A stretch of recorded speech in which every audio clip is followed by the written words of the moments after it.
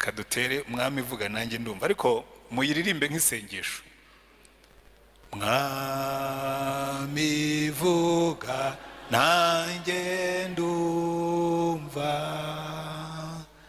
ndindereye cyumbwira kijya kinezeza cyane kimpa n'ibicumuro. Mwami nguteza amatwi icyo nshakaho niki. Amen. Eka ibiri isengesho ryacu ariko ubanza usubiriza umuntu kuri iruhande, hanyuma nurangiza umufate ibiganza dusengeraneho iminota mikeya, hanyuma dufatane ijambo ry'Imana. Amina. Iyo mufate rwose nta covid igihari, dusengerane. Turagushimye Mana yacu, mu ijambo ryawe waduhaye amasezerano menshi, rimwe muri yo waratubwiye ngo 2 cyangwa 3 nibaterana mu izina ryawe ngo nawe uzaba uri hagati yabo. Ahandi ijambo ryawe reka tubwira ngo ababiri nibahuza umutima kugira icyo basengera data wo mu ijuru azagikora. Dufatanye mu biganza nk'ikimenyetso cyo guhuza umutima. Reka icyifuzo cyose buri wese uri hano yaba yazanye aza muri uru rusengero, imbaraga zawe zimanukire kuba igisubizo cyazo. Urambure ikiganza cyawe gukora ku muntu wese waba urwaye uri hagati muri twebwe, cyangwa ko baba basize mu rugo urwaye abandi bakaba barimo kumusengera. Izo mbaraga zikiza, zirema, zisubiranya zimanukire gukora umurimo mu hagati muri twebwe. Urambure ikiganza cyawe kugira ngo usubize imbaraga ku muntu wese wari we wase waje yihebye, waje acitse intege, waje atentebutse. Kuko Mwami Yesu waratubwiye ngo abarushye n'abaremerewe bajye baza bagusange nawe uzabaruhura. Ahandi ijambo ryawe riratubwira ngo tukwikoreza amaganya yacu yose kubera yuko wita kuri twe. Rambura ikiganza cyawe ukore ku mibiri, ukore ku bitekerezo, ukore ku mitima, ukore ku marangamutima, ukore ku bugingo bw'abantu bose. Imbaraga zawe zimanukire gukora umurimo. Kandi mu izina ryawe Mwami wacu Yesu Kristo turasenze ngo waje aremerewe n'ibyaha, kuko Mwami Yesu waravuze ngo nidukira ngo niwo ukiranukira kutubabarira kandi amaraso yawe akatwezaho ibyaha byose, ngo ariko ukwaturira ibyaha bye wese azababarirwa. Reka umwuka wera amanukire kwemeza abantu ibyaha byabo, kugira ngo uyu munsi abatakuzi bakumenye, kugira ngo uyu munsi abakumenye basubire inyuma bagaruke mu nzira, kugira ngo uyu munsi natwe twese tukigendana nawe twambikwe imbaraga nshya kugira ngo tugendane nawe. Mwuka wera rero kuko niwe twahawe kugira ngo ukore ibyo byose, genda hagati muri twebwe, genda muri iri teraniro ryose, ntihagire umuntu n'umwe usubira yuko yaje. Imbaraga zawe zikora umurimo muri iri teraniro. Umwami wacu ahabwe icyubahiro, ubwoko bwe buhabwe umugisha, ko ni mu izina ryawe dusaba Umwami wacu Yesu Kristo. Amen. Amen. Imana ubaho umugisha cyane. N'umunezero mwinshi kongera guterana namwe, kuko hari iminsi buri iyo umuntu yagiye mu kiruhuko cy'izabukuru hama ikintu cyitwa umudendezo, freedom. Ntabwo uba ukiri umukristo wa paruwase runaka, ubundi muri Anglikani buriya hariho n'ikintu, ariko amezi narayarengeje. Hari ikintu kibi bagira, iyo umuntu ashaje burya yiha umudendezo wo kuvuga n'ibyo atagomba kuvuga. Hari ikintu kibi ubundi burya kiba mu mico yacu yo kubwira umupastori ngo iyo umupastori avuye muri paruwasi agomba kumara igihe atayigarukamo ngo kugira ngo atavangira abo yahasize. Ubundi ibyo biba mu mategeko, biranditse ahantu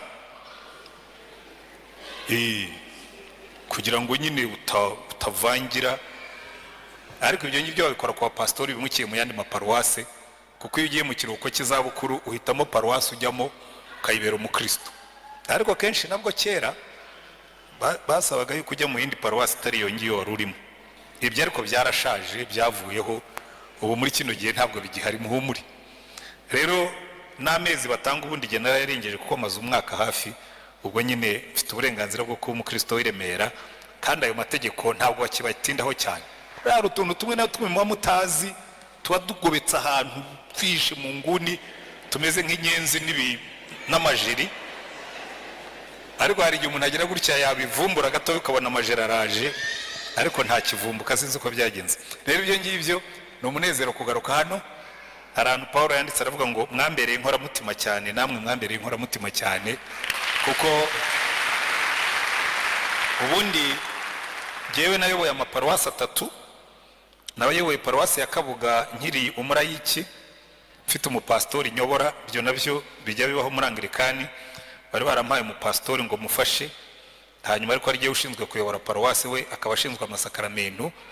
Hanyuma mvayo nyobora katedrali, ariko paruwasi nabayemo mu buryo bufatika ni paruwasi ya Remera.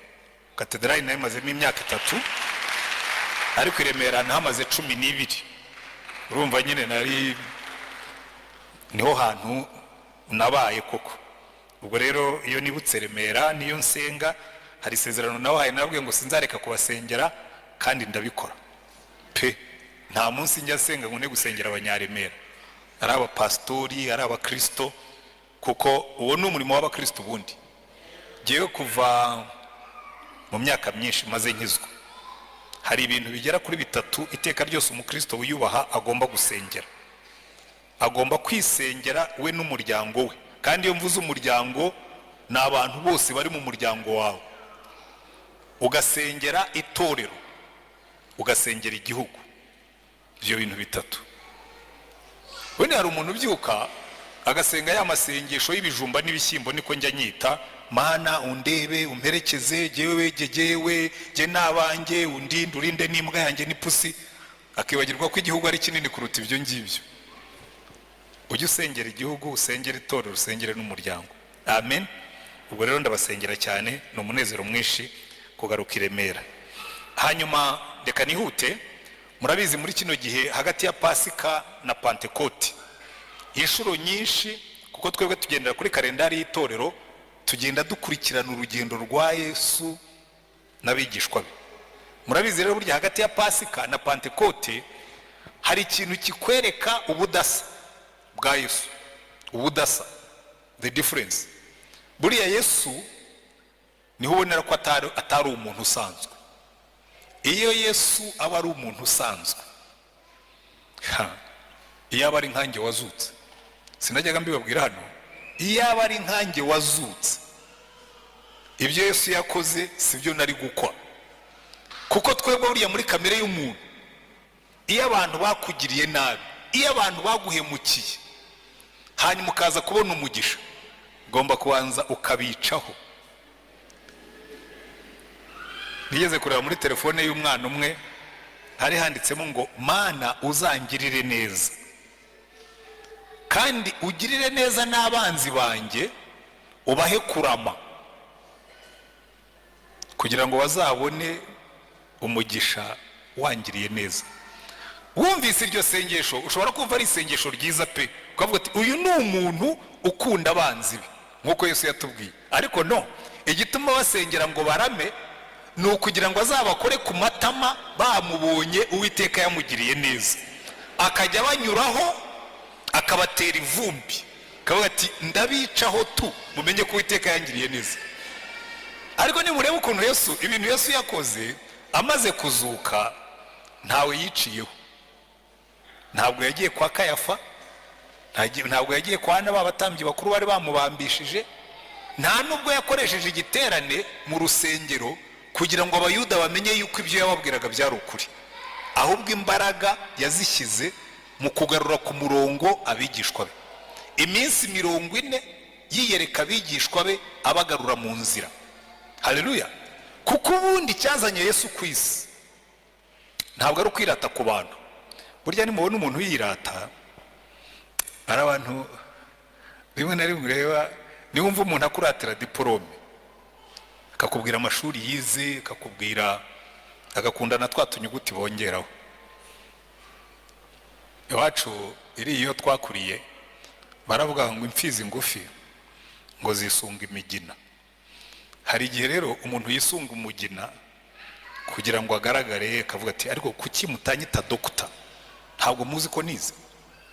Kuki mutanyita reverend?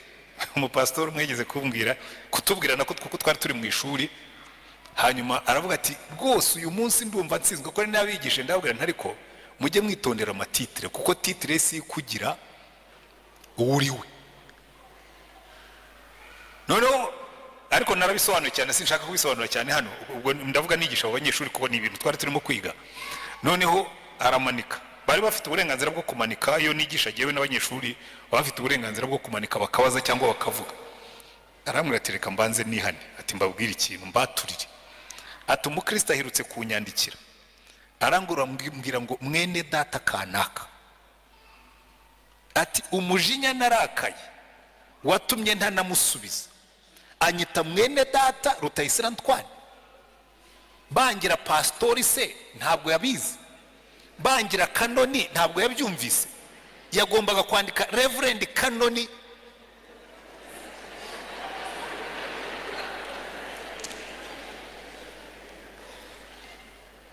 hanyuma yarabyihannye. buriya Yesu iyo rwose ashaka kwica ku bantu aba yarabikoze, ariko icyari cyamuzanye ntabwo ari ugukora abantu ku matama. icyari cyamuzanye si ukutwereka ko akomeye, kuko niyo ashaka kutwereka ko akomeye hari ibintu atakoze yari kuba yarakoze.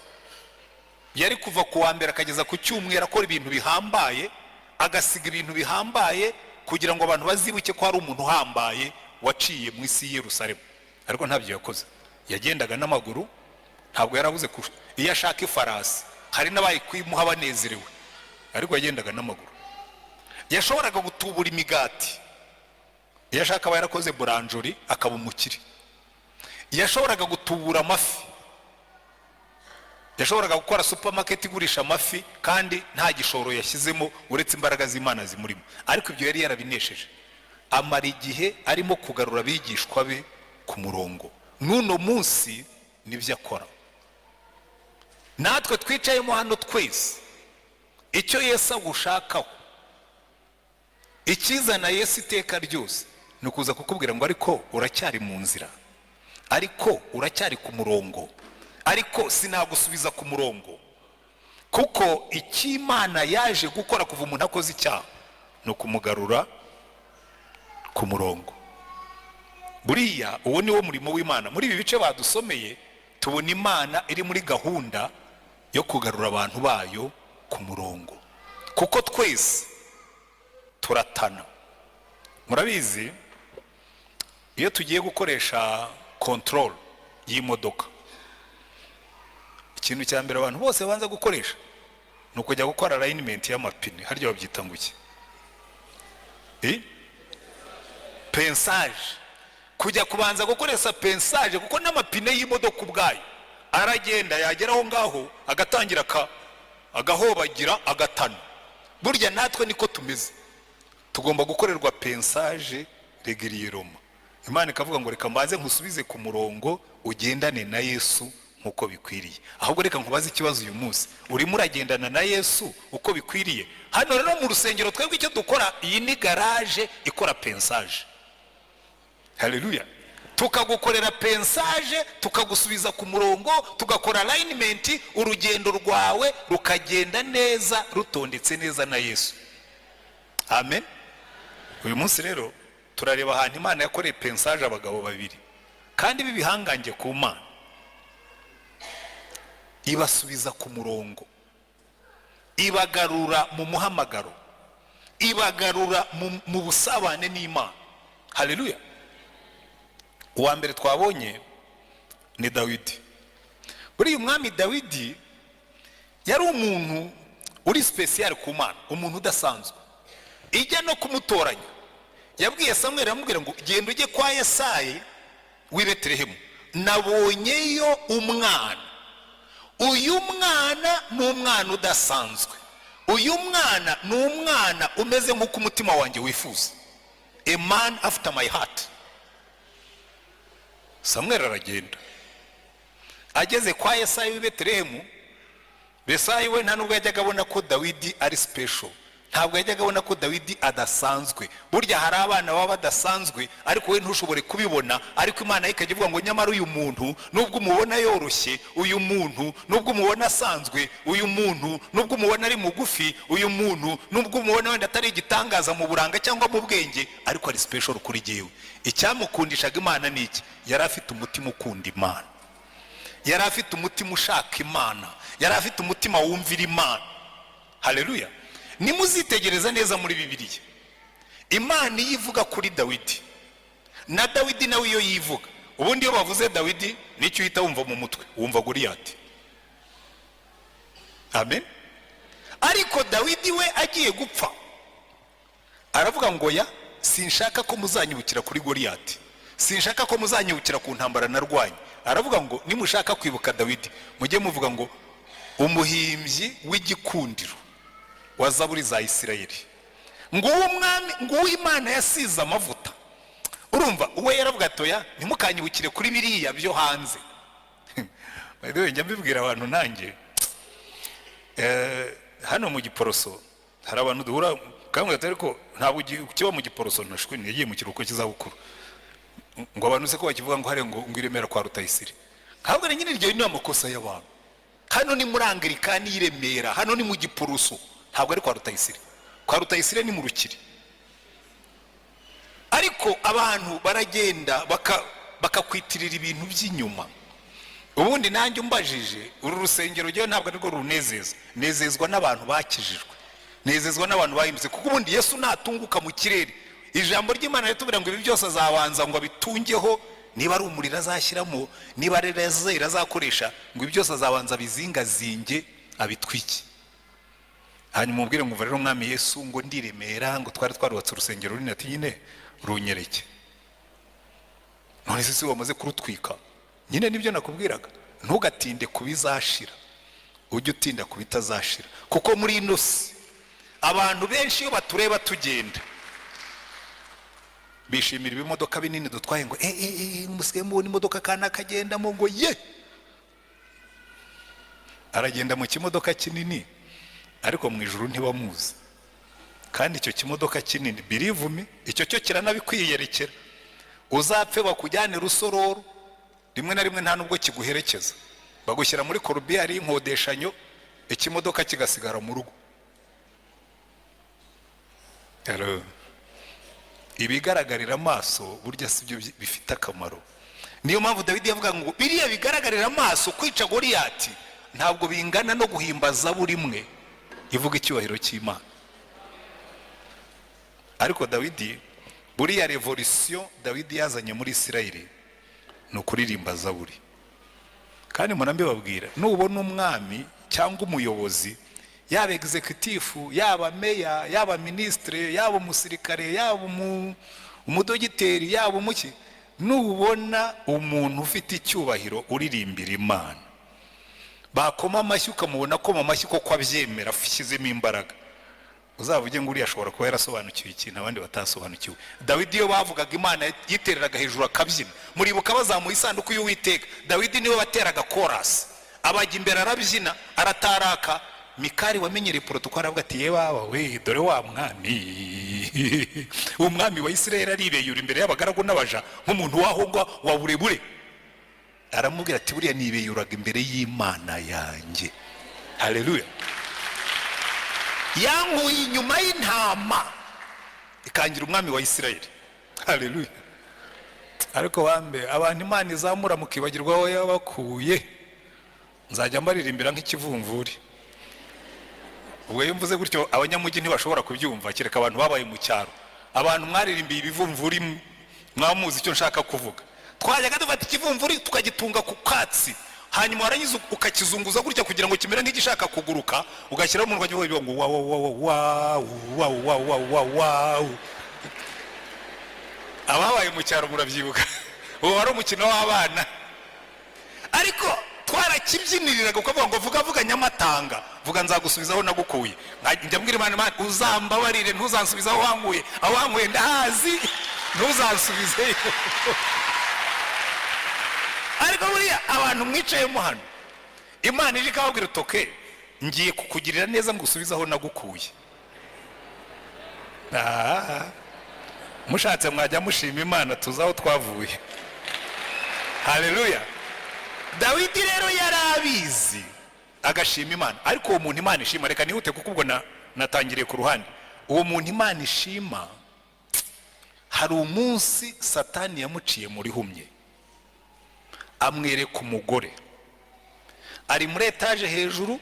Hari abantu ujya numva babeshyera Batisheba, ngo urumva ngo Batisheba, ngo hari nabo njya numva bavuga ngo hari abagore mumeze ngo abakobwa mumeze nka Batisheba, ngo mwambara utuntu tugufi ngo tugakurura amaso y'abagabo. Mbabwiza ukuri, Batisheba yari totally innocent muri kiriya kibazo. Ikibazo cya Batisheba nta ruhare yari yarakigizemo. Kuvuga ukuri mwiza nta kosa uba wakoze. Yibereye iwe mu gikari. Murabiza erega barabona twavukiye ahantu hataba dushe, twiyuhagiriraga mu gikari. Yibereye iwe mu gikari arimo ariyuhagira. Burera ikibazo cy'abantu bafite amazu magufi baturanye n'abantu bafite amazu maremare. Uba wibereye muri dushe, umuntu utuye hano hirya arimo kureba muri dushe yawe ameze gutya. Ikigabo gihagaze kuri bariko, umugore yibereye muri dushe. Nerega none munsi birabo, yibereye muri dushe arimo ariyuhagira, arisiga bya bindi abagore mukora mwate. Erega bambe hari igihe mbareba nkabagirira impuhwe. Uzi kuba mwiza muri uyu mujyi nabyo ni ikibazo. Jewe sindi umugore, ariko iyo ndebye abana bari bari muri uyu mujyi, ibigabo bifite amaso yaturumbutseyo, ndavuga numva mbabariye abakobwa b'inzore n'abagore beza, kubera ko ba Batisheba ni benshi no muri uyu mujyi wa Kigali. Ibyo mvuga mbifitiye gihamya. Umukobwa yinyurira mu muhanda, ibigabo bigahagarara, ati ngo untwara uzanjyahe. Kandi yakwanga ngo kiriya gikobwa kirasuzugura, yagusuzugura, ubundi gahunda mwari mufitanye ni iyihe? Abagore b'inzobe. Reka twikomereze. Dawidi umuntu Imana yashimaga, areba Batisheba aramusambanya, amuteye inda. Amaze gusama araza aramubwira ati mva mwami, bya bintu twakoze byagize ingaruka. Dawidi ate two numva ibyo bintu biri grave. Ibyo kuba umuntu w'Imana, burya ni Imana yari irimo kumukomanga ngo Dawidi ihane. Aho kugira ngo yihane, ashaka gusibanganya ibimenyetso, ashaka kubitwikira. Abwira Yowabu umukuru w'ingabo, bari barateye intuza mu murwa w'Abamoni, aramubwira ati nyoherereza Uriya. Uriya yari umujenerali, nimusoma Bibiliya zanyu neza, Uriya ni mu ntwari 30 za Dawidi. Uriya w'umuhiti nawe arimo, yari umwe mu bajenero bo hejuru. Ubone ntabwo ari generali ujya gutanga raporo y'intambara. Hari abantu baba babishinzwe, hari abantu baba bari batoya. Umwami amutuma ati nyoherereza Uriya aze kuvuga amacumu. Kuvuga amacumu no gutanga ripoti yuko intambara irimo kugenda. Uriya agomba kuba yaratashye avuga atari gusa ibi ntibisanzwe. Kuva ryari umusirikare mukuru, general uyoboye division nini, aba ari ujya kuvuga amacumu? Kuko wasangaga nimusoma Bibiliya zanyu neza, kuvuga amacumu abana batoya, abasirikare b'insoresore nibo babivyiganiraga, ariko abasirikare bakuru ntabwo aribo bajyaga gukora ibyo bintu. Uriya ataha yikandagira, agomba kuba yarageze yabaza bagenzi be mu barinda umwami, aramubwira ati ariko sha ibi bintu bidasanzwe kuki umwami yantumyeho. Bagomba kuba baramubwira turitonde, muri ino minsi hari akarindi hagati ya bose na muki wawe, hari akarindi tumaze iminsi tubona. Nuko bimeze. Singiye gusangira umugore na bosi, yanga kujya kuryamiwe. Ariko Dawidi icyo yashakaga gukora, ashaka ko agenda akaryama, yanda ikamwitirirwa. Hanyuma umunsi wa kabiri ngo Dawidi abonye atagiye ngo aryame, noneho amuha inzoga arasinda, kuko yaravuga ati ibyo byose nimuha inzoga agasinda ubwenge bwe buracurama ataye. Aranamuhamagara ngo atari rwose kunumvise ko waraye ku gikumba hamwe n'abandi ku gicaniro, kuki utatashye ngo ujye gusuhuza madamu unaryama uruhuke bite byawe? Arambwira ati ariko se nyagasani, abasirikare nyoboye barimo bararwana n'Abamoni, jewe nitahire njye kwidagadura, njye kubyina, njye kunywa no kuryamana n'umugore, ibyo ntibikabe.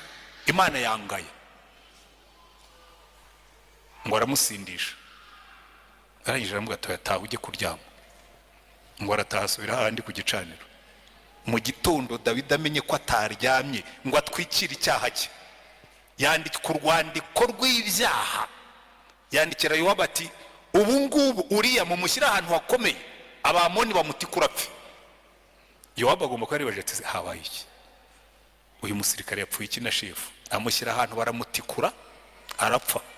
Arangije abwira uwaje kuvuga amacumu, noneho utari n'umusirikare mukuru, aramubwira ati ugende ujye kuvuga amacumu ariko ugende wikandagira. Urabizi Dawidi iyo bamwiciye umusirikare amera nk'intare yakomeretse, ashobora kuza kuguhitana kuko Uriya numwe mu batoni be. Ariko nubona azamuye umugara umubwire ngo erega mwami na Uriya w'umuhiti nawe yapfuye. Yaragiye atanga raporo, amaze kuyiha Dawidi, Dawidi aravuga ngo erega ngo inkota iryumwe ngo eje ikarya undi. Iryo jambo yavuze ni ry'Imana yamuhanishije. Iramubwira ngo ibi bintu wakoze ko wari wasambanye, iyo wihana ntiwongereho icyaha cyo kwica umuntu. Umva mbabwire namwe mwicayemo hano, iki cyaha abantu benshi baragikora. Abakobwa murasambana n'abahungu mugasambana, mwarangiza mukica umuntu, mugakuramo inda ngo murahisha yuko mwasambanye. Mubyare abikirego cy'icyaha cyawe, mubyare nurangiza usaba Imana imbazi, Imana ikubabarira.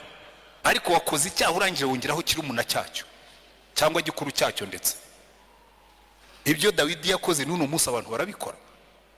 Ni bangahe barimo gukuramo amada muri iyi minsi, tukanabishyira no mu mategeko ngo bajye babona uko bakuramo inda. Abantu barakubwira ngo erega ngo hari igihe umuntu yabatwaye inda atabishaka. Ubundi ninde utwara inda abishaka keretse uwarongo? Mwaretse gusambana ntimwica abantu. Ngo hari igihe uterwa inda n'umuntu utagomba kuyigutera. Ubundi ninde ugomba kugutera inda uretse umugabo wawe? Mujye mwimika ibyaha nimurangiza genda umupasitori, reka mvuge nk'uko Imana ivuga. Dawidi amaze kumwica, Imana iraza ibwira Natani ngo genda umbwirire Dawidi ngo ibi bintu wakoze byamubabaje, byababaje Uwiteka, kandi byatumye n'abanzi b'Imana bayituka.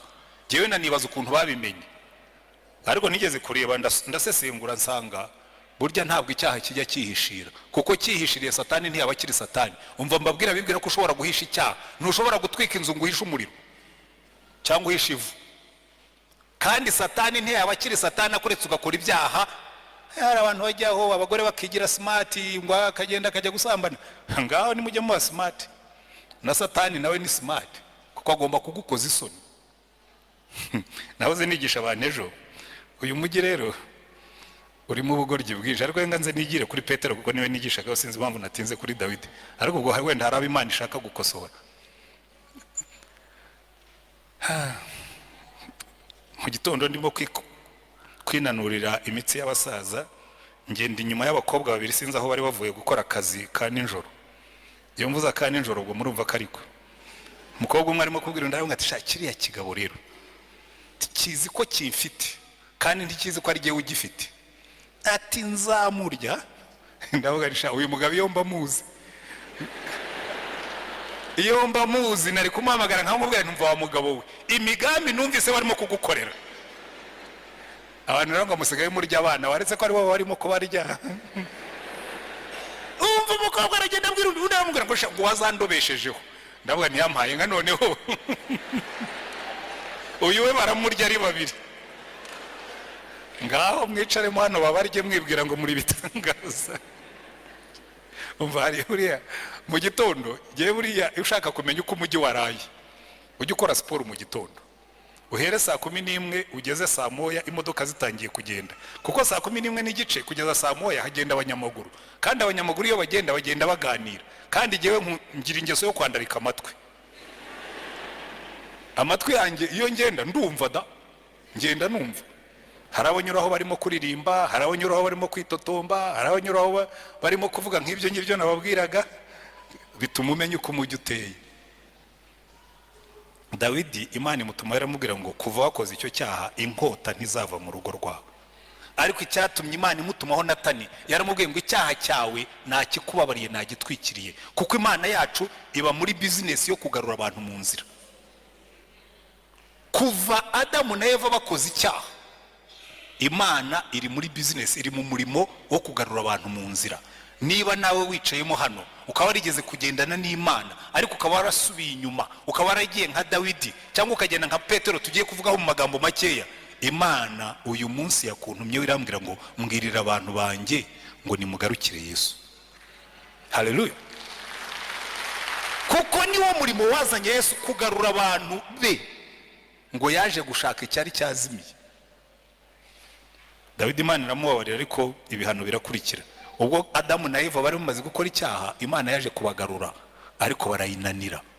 Imana ibwira Adamu ati ariko se wabwiwe n'iki ko wambaye ubusa? Ntabwo waba wariye rwa rubuto nakuje? Ngo sigewe n'uriya mugore. Ibaza umugore ati se Eva byagenze bite ngo urya ubuto nawe uje? Sigewe n'iriya nzoka. Bikwereka ngo abantu ntibajya bakunda kwihana, ahubwo bagukunda gukora nka Dawidi, barenzaho, baratwikira, barihishahisha, barabundabunda. Ariko Imana ikaza guhagarara ngo ntushobora kubundabunda nkureba, garuka mu nzira. Abarimo kubundabunda mwese mu buryo bumwe cyangwa ubundi ndabashuje, ariko Imana irababwiye ngo garuka mu nzira, kuko ntushobora kwihisha amaso y'Imana. Umuntu aragenda akazenya amatara, agakinga urugi, agashyiramo urufunguzo, Imana yo no mu mwijima irareba, iravuga ngo no mu mwijima ibintu byose bigaragara nk'ibiri mu cyo witangaza. Umuntu akagenda, tuzagenda tujye kuraho batatureba, niyo wajya Dubai uzasanga Imana ariho igutegerereje, ntaho uzihisha amaso y'Uwiteka. Ariko ibyo mbabwira bifite reference. Umugabo asezerana n'umugore utari uwe, umugore akandika nk'ugiye ku kazi ngo agiye muri misiyo, ku kazi agasiga asabye konje akabeshya ko agiye mu rugo, bagahurira Rusizi. Kandi Uwiteka barimo kukureba, ariko umutima w'Imana ni umutima wo kutubabarira. Niba wicayemo hano warakiriye Yesu nk'umucunguzi n'umwami, kandi ukaba uzi neza kurimo kugenda ubundabunda mu byaha, uyu ni wo munsi wo kubwira Imana ngo Mana mukiza numvise ijwi ryawe ry'imbabazi rimpamagara ngo nozwe n'amaraso ya.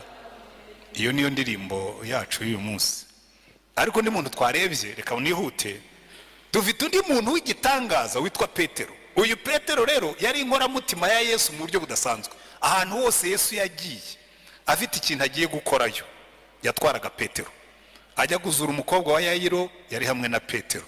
Nyirabukwe wa Petero arwaye, Yesu yagiye kumuzura. Ubwo yahinduka gukundi ku musozi, yari hamwe na Yohana na Yakobo na Petero. Petero yabaga ari ahantu hose Yesu ari. Kandi Petero akagira utugeso tumwe tuvamo imbaraga. Petero icyambere yakundaga kuvuga. He was always talking. Buri kintu cyose yabaga gifiteho igitekerezo. Yesu aza kubabaza aravuga ati ariko abantu bavuga ko ndinda, ati ninde utabizi? Uri Kristo, uri umwana w'Imana. Undi ati byose wowe byihishuriye, ni Imana ibikubwiye. Ariko mu munota ukurikiye aravuga ati rero ubwo mwamenye uwo ndiwe, icyazanye Kristo ni ugupfira abari mu isi. Petero araza ati nkubwire rero, mugire inama ya kigabo, ibi rero byo ubyibagirwe, ndakugira inama y'umunyabwenge. Ntabwo umuntu nkawe akwiye kujya ku musaraba bakakubamba duhari. Yesu aramubwira ati inyuma yanjye Satani. Yari amaze kumushima nk'ufite ihishuriro, warangije amuhinduye Satani. Kubera iki? Petero byose byamucagamo. Hari abantu bameze nka Petero, iyo bageze mu kabyiniro barafashwa, niyo bageze mu rusengero barafashwa, hose barafashwa. Satani ashobora kumukoreramo nk'uko Imana imukoreramo. Halo, abafashirizwa hose ndabashuhuje. Ariko Petero Yesu agiye kubambwa aramubwira ati rero Petero, wowe ibyawe ubyitondemo. Kuba mwitegereza Petero yari afite ibintu byinshi. Aramubwira ati witonde, wowe Satani yagusabye ngo akugosore. Petero aramubwira atoya ntabwo unzi jyewe Simoni mwene Yona, icyatsi cya muranda kirandurwa n'uwihaza cyo sinshobora. Wenda aho ngaba abandi basigaye bashobora kukwihakana, ariko not me, jyewe utubana utanze. Saramureba aramubwira ati ariko Petero, kuramo amashagaga uranyihanakana gatatu. Petero aramwashyiraho agatoki ati ndakurahira rwose. Yesu aramwihorera yikomereza urugendo. Yaramwihakanye, ariko birangije reka tugera aha ngaho twasomye uyu munsi. Yesu amaze kuzuka, kwa kundi nababwiye atakoze ibyo abantu bari bategereje. Bari bategereje ko namara kuzuka ari buze akagarura ubwami bwa Isirayeli, bakagura amakote, bakicara mu myanya, abantu bakamenya yuko batataye umwanya bamukurikira. Azutse babona nta kintu arimo gukora. Petero rero nk'umuntu ukunda ibikorwa ibifatika, ahamagara abagabo n'ubundi bateye nkawe bakunda ibifatika. Burya abagabo niko tumeze. Nuhamagara amasengesho abagabo ntibazaza, nuhamagara muri fundraising bazaza ari benshi, kuko abagabo twe dukunda ibintu birimo imbaraga bigaragaza ko turi abagabo nyine. Hanyuma Petero abwira Yohana na Yakobo bene Zebedayo, abagabo babiri bakunda kuba active. Basanze umugabo yirukana amadayimoni mu izina rya Yesu, baramwe tubasha kubutadukurikira, silence, ambara agapfukamunwa kandi ntuzongere kuvuga muri iryo zina. Baca mu mudugudu w'Abasamariya banze kubacumbikira, babwira Yesu bati twemerere tumanure inkuba n'imirabyo n'umuriro tubatwike. Yesu aravuga ati ariko saba bene Zebedayo muratwika abantu. Undi munsi baramubwira ati ariko nugera mu bwami bwawe ndashaka ko Yohana azicara ibumoso nanjye nkicara iburyo, tukajya abantu batubona nyine bakamenya yuko Yesu aravuga ati izo ambisiyo zanyu. Nabo bari bahari. Hari abagabo b'ibitekerezo rero, ubitwa Toma wafataga ibifatika. Yesu yazutse, baramubwira ati Toma, Yesu yazutse, aravuga ati mva mujye munkuraho amarangamutima nk'ay'abagore, jyewe nemera ibyo mbona. Mumubwire niba yazutse azanyiyereke, nshyire ikiganza mu rubavu anyereke n'inkovu mu biganza. Hari abantu rero duteye dutyo, nanjye jyewe nkunda ibifatika, ndi umuntu wa Toma. Numbwira ngo kwizera kurakora, banza ubikore mbibone. Wimbwira ngo wazuye umuntu Tanzania, muzuri Kigali nanjye mubone wamuzuye. Jyewe nshaka ibintu bifatika. Na Toma yarahari. Hari n'undi mugabo w'umusesenguzi witwa Natanayeli. Baramubwiye ati reka twabonye Mesiya. Ati Mesiya, ariko se mwebwe mugira ubwenge, hari icyiza cyava i Nazareti, murambwira ngo mwabonye Mesiya uva i Nazareti? Baramubwira ati ariko ngwino urebe. Ariko yaraje abonye Yesu. Yesu aramureba aramubwira turabizi wenda kwemera cyane, uri umuyuda utigira mu buhendanye, tugiye uranzi. Ati ntakumenya se, uri munsi y'igiti cy'umutini nakurebaga, sinzi icyo yari yahakoze. Ariko kuva Yesu yarabizi, yaramubwira tumva kubuza ibyo nakoze munsi y'igiti cy'umutini, uri umwana w'Imana. Hari ibintu umuntu akora yiherereye. Jewe njyeka ibintu bibiri, so atashobora kuba yarahasenze isengesho, cyangwa ashobora kuba yarakoze ibindi umuntu akenera gukora abandi batamureba. Sinzi kimwe muri ibyo ngibyo cyo yari yakoze. Icyo nzi ni kimwe, kuba Yesu abizi byamwemeje ko ari umwana w'Imana. Na Natanayeli yarahari. Aba bagabo rero buriya baragoye cyane. Petero aravuga ati ariko murabona ibintu by'uyu mugabo bisobanuka, tugiye nisubiriye kuroba. Baterega natwe turajyana. Baragenda bajya kuroba, Yesu arabihorera bararoba, bafata ubusa ijoro ryose. Mu gitondo bakora ku matama ariko mu kinyabupfura. Araza watafite n'ubwato, adafite n'ibikoresho, afata ifi. Niba yarazihamagaye zikizana, niba yarabigenje simbizi, afata ifi arazotsa. Arangira avuga ati ba garçon bana banjye, hirya hose mu burobyi murimo murafata se? Bati wapi, twarahe turoba ntacyo twafashe. Tariko z'ubundi ubwo mwebwe iyo mirobere yanyu ni munajye inshundura iburyo. Bazinazi iburyo ngo bafata amafi menshi yuzuramo. Aho bari bahagaze hari amafi ariko ntibashobora kuyafata. Yohana abwira Petero, turabizi Petero twafashwe, uriya ni boss, nta wundi ushobora gukora ibintu nk'ibi. Petero yakoze ubugoryi ngo afata imyenda yishyiramo. Ubundi umuntu yagiye kwinaga mu mazi akuramo imyenda, we yagiye kwinaga mu mazi arabanza arambara.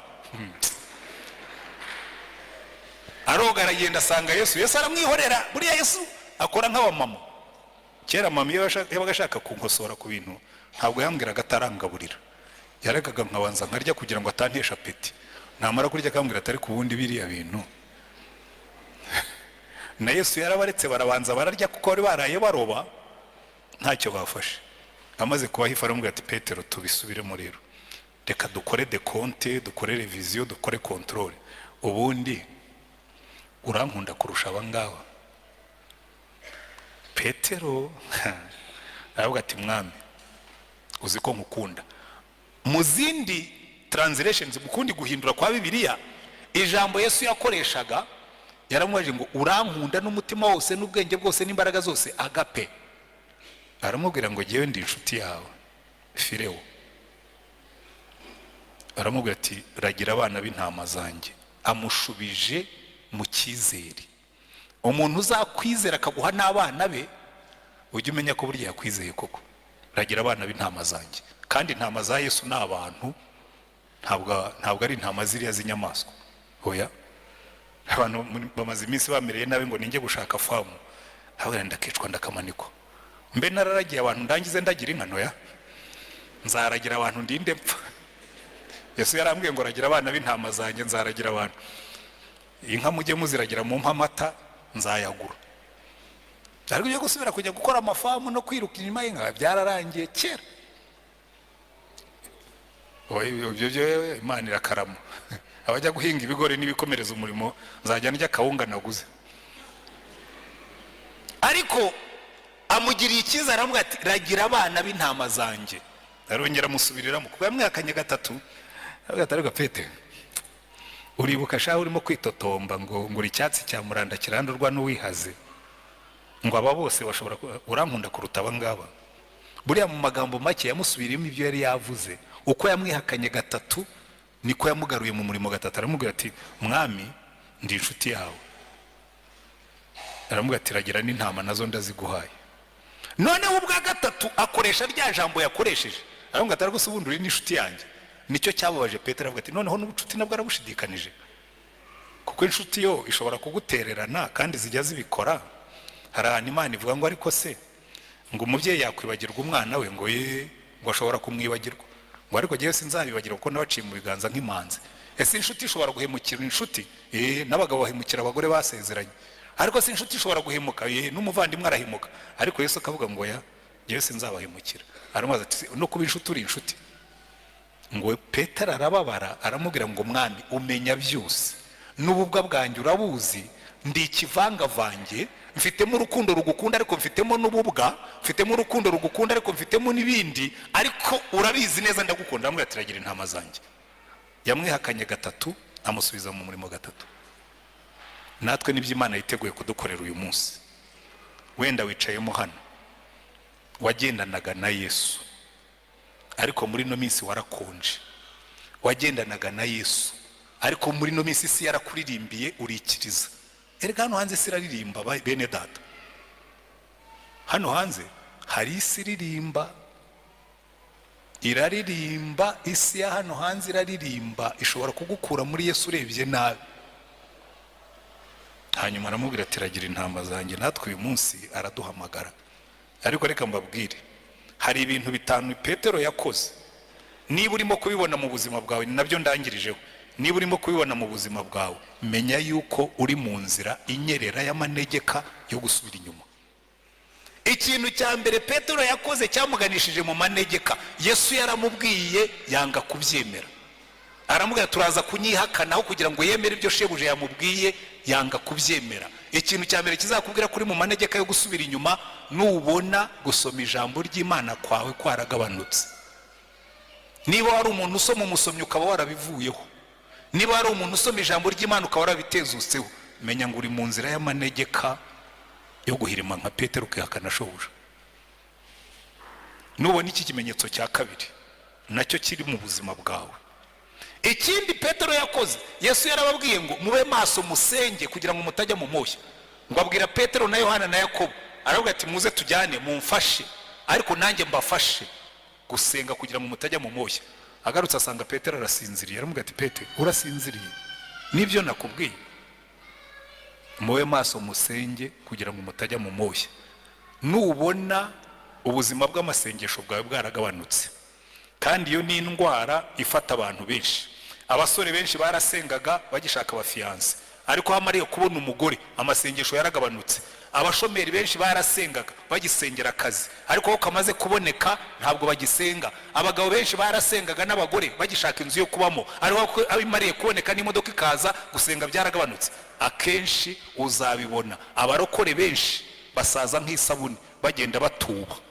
Barabanza bagatuba mu gusoma ijambo ry'Imana, barangiza bagatuba mu masengesho. Wamubwira ibyo kwiriza ati narwara surimenage, wamubwira ibyo kwiriza ati narwara igifu, kandi kera ntiyakirwaraga. Cyaje aho imigisha yabonekeye. Nubona amasengesho yawe yagabanutse ujye ugira ubwoba. Icya gatatu, yakurikiye Yesu arenga ahinguka. Hari igihe ugenda mu buzima bwawe ukumva Yesu agenda agabanuka akarenga uhinguka. Ndenda kubabwira ikintu kimwe, nubona urenga uhinguka ujye ugira ubwoba. Halo, ariko hari umaze kwibona muri ibyo bitatu maze kuvuga, kavuga tuvuga kabisa iki ngiki ni jyewe, n'iki ngiki ni jyewe, wenda iki ngiki nicyo cyanjye. Ariko yakurikiye Yesu arenga ahinguka. Hari abantu benshi mwakundanaga na Yesu, uretse ko atari na benshi cyane. Abantu bakunda idini, bakunda uburokore, bakunda guterana, ariko Yesu muzima abenshi ntabwo bigeze banamubona. Ariko nukurikira Yesu arenga uhinguka, umenye ko ubwo uri mu nzira yo kuribwa n'amadayimoni. Icya kane yakoze, yose umuriro w'abanzi ba Yesu. Ageze mu nzu y'umutambyi mukuru yagiye kota umuriro. Burya inzira ya mbere yo gusubira inyuma ni ugutangira kuba inshuti y'abanyabyaha. Umva, ariko yensigaye abantu turaganira nkavuga ariko kuki mutabyumva. Umukobwa aragenda akajya mu biro by'umupagani, ati atariko vraiment umuntu nkawe yaremewe hehe koko? Agatangira akakuririmbira akakubyinirira, aho kugira ngo umenye yuko urimo kugwa mu mutego, ahubwo ukarushaho kwegera ngo bakubwire byinshi birenzeho. Umuntu udukurikiyeho ukisanga waguye mu byaha. Ntuzote umuriro w'umupagani, cyane cyane iyo uri umugore. Abakobwa wenda ashobora kubyumva bavuga ati ariko se avuga ngo iki? Umuntu w'umusaza ungana nkanjye aba inshuti y'inkumi ingana nturiya, ufite ubukene bugeze ahantu wigurisha udufaranga tw'amanjwe. Ariko ndatangara kuko hariho n'abasaza barekura. Ariko zikubona umuntu asinya sheke ya miliyoni 15. Hari abantu babonye amafaranga babona nayo gupfusha ubusa. Agasinya miliyoni 15 akazi umuntu nta kindi kintu uretse gusa kumubona ari inzobe cyangwa asa neza. Ariko ibyo si ikibazo kuko abatanga umutungo we. Ariko wowe ubyakira uri murota umuriro w'umunyabyaha. Icyakora niba ushonje warakennye Imana yarinaniwe, ubwo uzayibwira utumva rero Mana nabonye bikunaniye, hanyuma nishakira rudosokuru umupira w'ubutabazi. Ariko icyo nenda kubabwira, Petero yose umuriro w'abanyabyaha. Abantu benshi murimo urota imiriro y'abanyabyaha, ukicarana n'abantu bakubwira iby'ibyaha bikakuryohera, ukabikunda, ukabijyamo, ukisanga abagabo barimo barawota, abagore barimo barawota, abakobwa barimo barawota. Uyu muriro w'abanyabyaha murimo kota uzavamo kwihakana Imana. Ergiyo wakoze ibyaha wakoze ibyaha. Hanyuma icyanyuma yakoze, yanze gutanga ubuhamya. Buri ikintu kizagukiza umuriro w'abanyabyaha no gutanga ubuhamya. Niwicarana n'abanyabyaha ujye ubanza umuha ubuhamya. Umuntu natangira kukubwira ati ndagukunda ujye umubwira, cyane cyane n'uburi umugore rwose. Kirimo kumbabaza muri iyi minsi n'abagore, kuko ingo nyinshi zirimo zirasenyuka kandi harimo iyo element y'ibyaha. Umuntu utangiye kukubwira ujye umwereka impeta, umubwira utumva rero genda umugore ufite umugabo, icyo ni kimwe. Icya kabiri ndi umugore wiyubaha, ariko icya gatatu kurutaho nubaha Yesu kandi ahaduhagaze arimo arandeba. Tanga ubuhamya bwawe.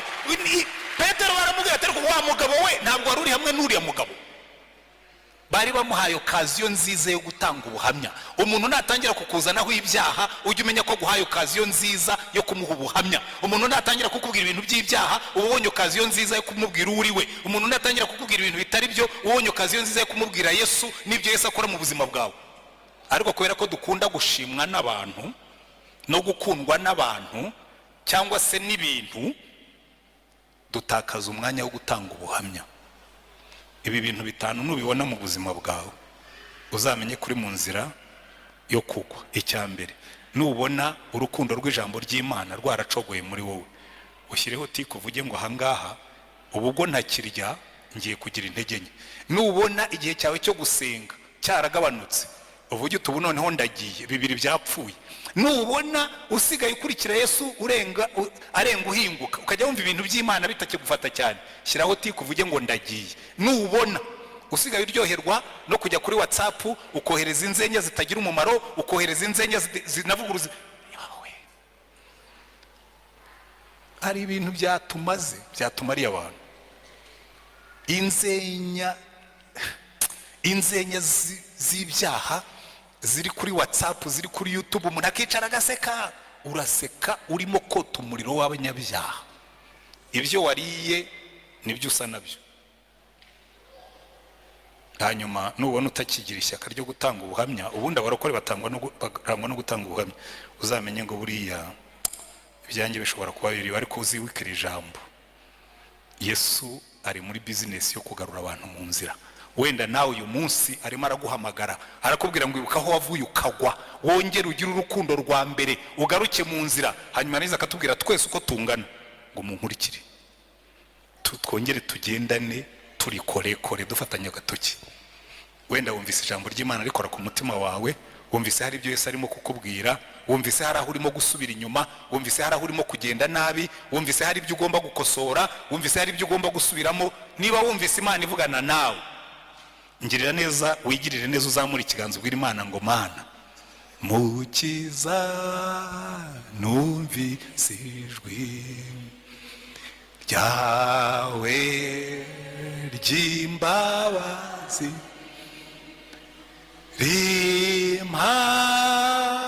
rimpamagara ngo nozwe n'amaraso ya nditabye Yesu, ndaje mukiza, amaraso wavuye